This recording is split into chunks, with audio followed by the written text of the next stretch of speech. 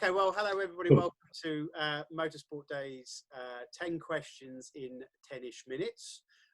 Today I'm joined by Leighton Clark from RMA Trackdays. How you doing, Leighton? I'm good, Ben. I'm good, thanks. How are you? Yeah, not too bad, not too bad. Well, thank you for being our guest today. No The problem first at all. question I wanted to kind of hit off with, really, that you're a racer yourself, so you've raced at a very high level and come up through the ranks, but kind of talk us through what you've been up to. So I've been around cars ever since I was born. I think one of the first pictures I've ever got of myself that my mum always likes to pull out at Christmas is me in 1991, sat on the back of my dad's 964 with a can of Foster's between my legs on the back wing. So I've been around cars literally since the day I was born. Had a real passion for them. My dad's always been a massive petrol head and hugely into Porsches, really nothing else. Then when it got to about I'd say 7 or 8 years old, he had quite a good relationship with Charlie Graham. I don't know if you know him, who owns Daytona, the karting track in London. So he'd always take me up to Daytona karting centre. And I was only 8 years old at the time, but the age limit was 10 years old. You had to be 10 to drive. So we'd go up for the weekend sessions and my dad would say to me, right, you've got to tell the other kids you're 10 years old. And he'd say, how old are you? And I'd say, I'm 8. He's like, no, you're 10. So, from a very young age, I've been out in the karts, never took it too seriously. It was just some weekend fun. And when I got to, I think, 13 years old, Dad had a 996 GT3. And due to the insurance that the car was on with the company, as soon as I got a driver's license, or anybody with a driver's license of any age was insured to drive that car, which those policies they don't exist anymore. But, 12, 13 years ago, they did. So he knew I was going to have access to that car and it wasn't going to be much he could do to stop me driving it. So he wanted to make sure that I knew what I was doing. And that was at the time that junior series were starting. So he put me into this championship called Saxmax, which is now Junior Touring Car Championship, I think. And it's a one-make series for 14 to 17-year-old kids. And I still say to this day, some of the best racing I've done. It's just absolute carnage. And when you're not picking up the bill, it's just even more fun. So we did that. He put me into that to teach me how to drive. And that was in 2006 was the first year I did that. I finished 7th in the championship out of, I think, 25 or 30 cars. And then the next year, we decided together, let's give this a proper go. So we had a proper car built in Germany by a friend of ours. Actually, Olaf Mantai got involved and helped build a Citroen Saxo. So we have got some pictures somewhere of a Citroen Saxo parked between the BLM cars, which was quite cool. And again, it was just using contacts and friends.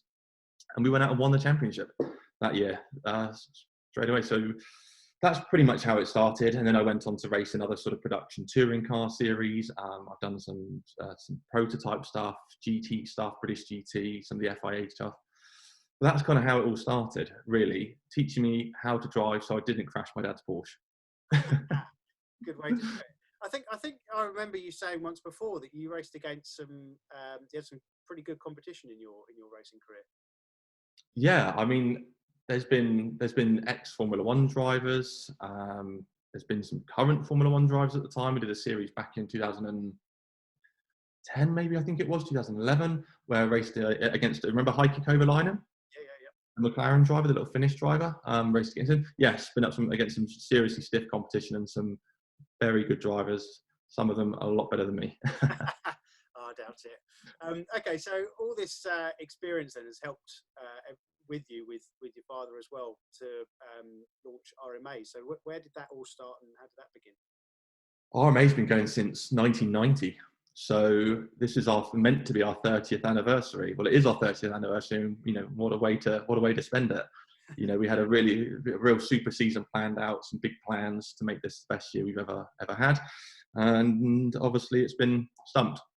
So the company's been started back in the 90s, and it was basically started by Dad alone. He was racing in a Porsche Club Championship throughout the 80s. And it's things you take for granted today, just like track days and test days. They just didn't exist back then. A general test day, the only thing you could do was go out in your own car with no passenger seat and basically follow other people around who, were slightly better, but you didn't have any data, you didn't have any instructors, you didn't have anything like that. And Dad went to Porsche and said, why don't we try and do an event where we can hire a circuit, bring everyone along, run it as an open event, put passenger seats in. We can do passenger rides, sponsor drives, instruction, the lot. And Porsche were like, yeah, it sounds like an okay idea, but we're not going to bankroll it. But what we'll do is we'll give you the 911 register. So they gave him basically, a big book, an email database, or an address database back then, the people he could contact who owned 911s and also raced in the championships. And he went out, contacted them, put in a lot of work, I imagine. It was at Donington Park back in 1989, I think. And everyone did the day, absolutely loved it, and said, when's the next one? And that's kind of how it all began. And he just snowballed from there. We had a database of petrol heads, and now we're the longest standing track day organizer in the world. For 30 years we've been running events every single year. We've done over 1,000, 20 odd different countries. We've got a pretty good track record. And I've only become involved in the last 3 or 4 years. After 26, 27 years of Dad running the company, understandably, he got a little bit bored, knew that it needed some fresh blood. So that's where Henrika and I stepped in. And we do things slightly differently now. We've got a different approach, and it seems to be working. Fantastic. Okay, well, one thing you touched on then was about instruction.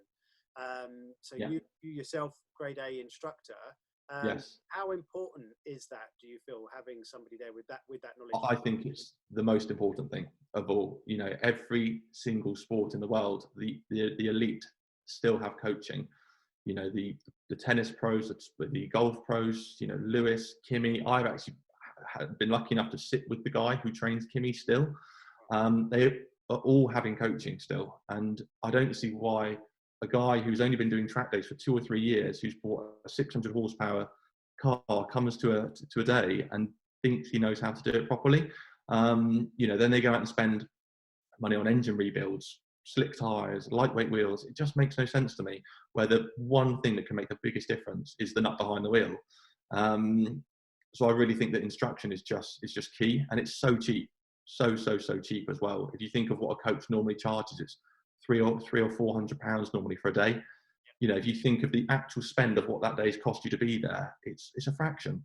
And I just don't understand why more people don't take us up on it. We'd like to see everyone there with instructors. It would make perfect sense. It would make the day safer. It would make them faster.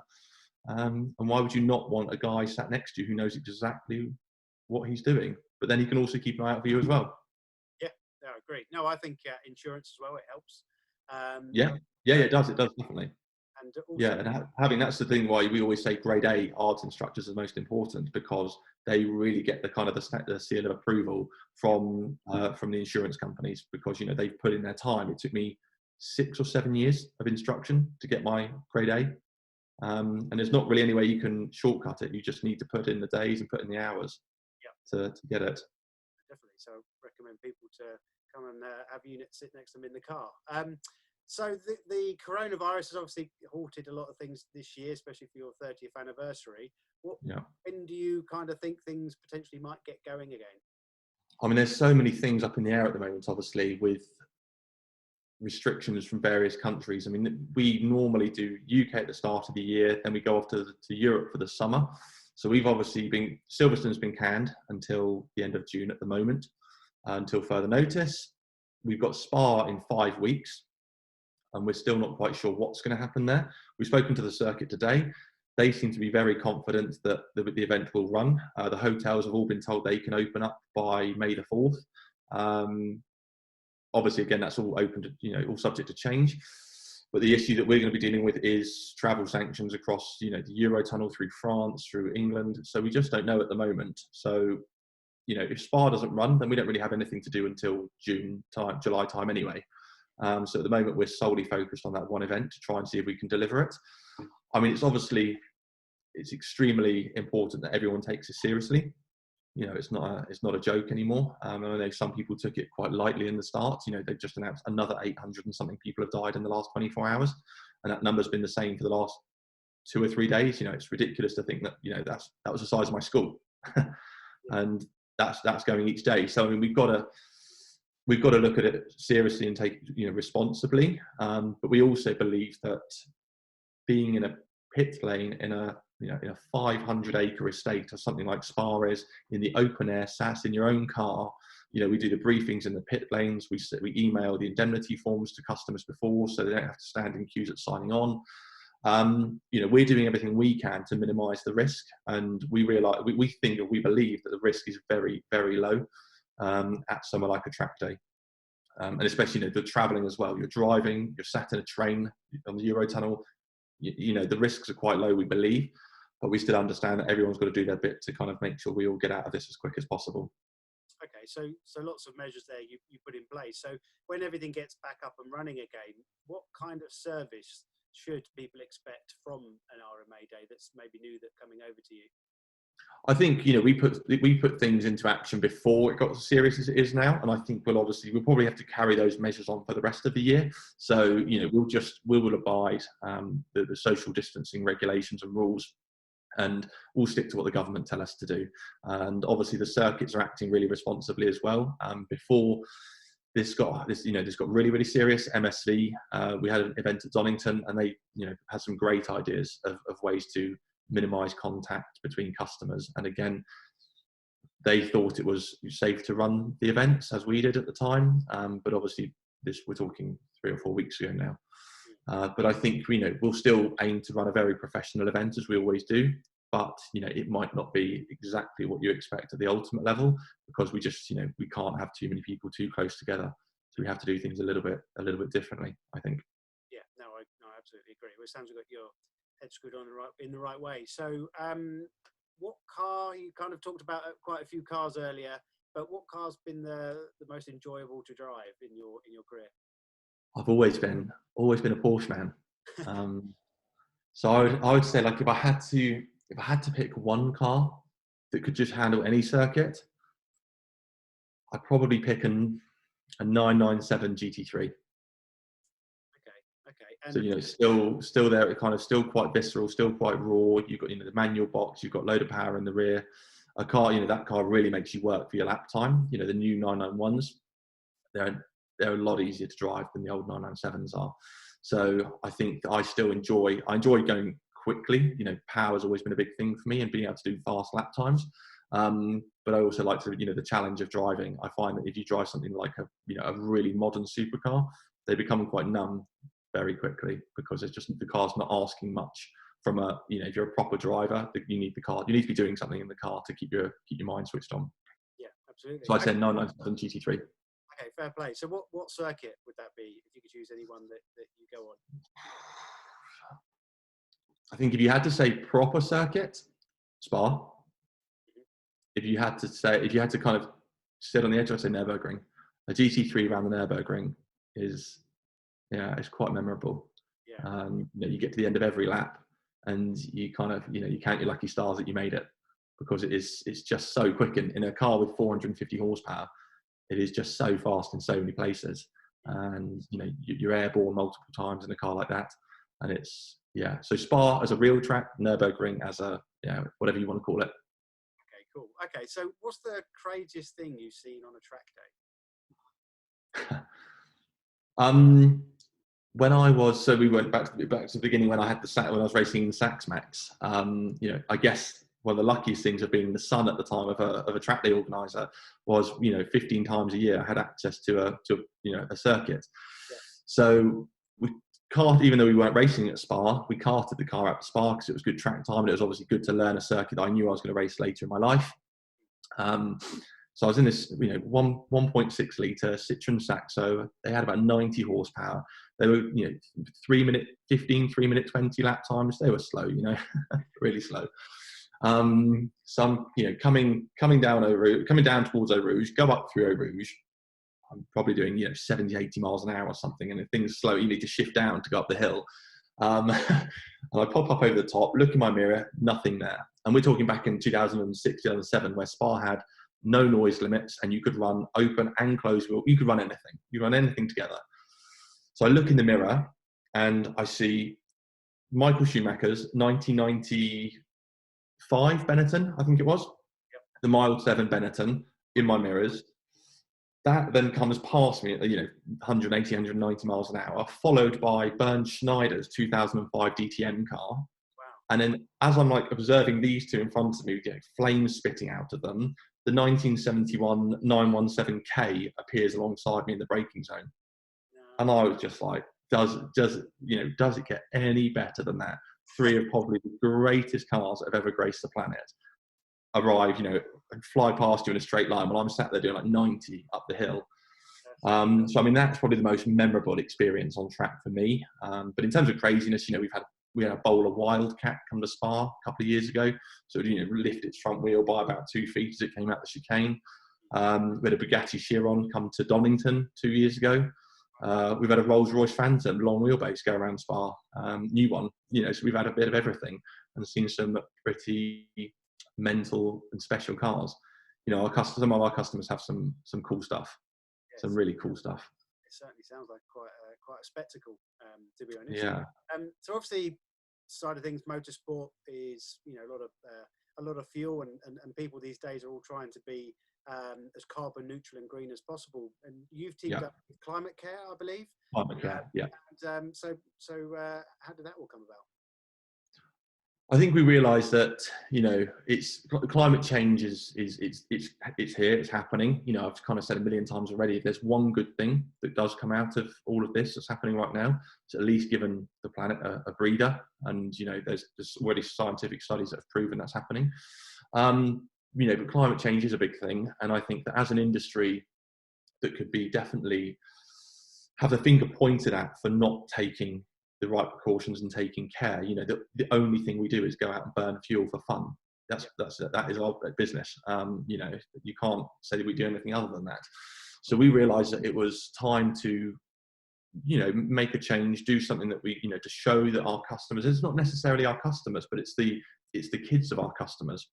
So at least we can be seen to be an organization that's taking care and realizing there's an issue, doing what we can to help the situation. So the way that we did it is we obviously don't want to, we didn't want to go out planting trees in fields and so on, because that's not really the sort of thing I'm so into. I'm more into helping others. So we teamed up with Climate Care because that's what they do. So we've invested into projects around the world that basically it's renewability and sustainability through multiple different programs. And they take our money and invest it into other projects. And then what we've now done is also allow customers to add an additional 1% onto their bookings. So that money then goes straight to Climate Care and it offsets their footprint for that event and gets reinvested straight away into projects. So it's a way, and that shows up on their booking confirmation. So it's a way that they can at least show their kids that, yes, they're going for a track day, but they've also donated 1% of their booking to offset their footprint for that event. And as everyone says, it's the little things that count. Yeah, absolutely. I'm sure that's all been pretty well received. It's been really well received. Yeah, really well received. It was easy to set up, and we're happy to be working with them. They're a good organisation. They send you updates on the programs that we're investing in, and we look forward to working with them in the future. Yeah. Okay. So my last question: what are you doing during this downtime? Have you got a sim and everything else, or what? I've got a sim. Yeah, I've got a sim, which, in all honesty, I use occasionally. But we're quite lucky. We've got a nice big garden, so the weather's been good. So I've just been trying to enjoy the weather and reflect on everything that's happened, because for sure this is a learning phase for everybody. So we're trying to look at the positives out of what's happening. But yeah, a little bit of sim, a little bit of Call of Duty, and sitting out there in the sun, enjoying a nice beer every now and again. Really, just trying to let the days tick by and hope it sorts itself out pretty soon. Yeah, well, let's hope it does. Well, look, I really appreciate your time. Thank you very much, Leighton. To everybody watching, then make sure they check out RMA, see which dates they've got coming up available, and stay safe. And I'm sure I'll see you on track soon. Thanks. Lovely. Thanks a lot, Leighton. Cheers. Thank you. Bye. Cheers. Bye.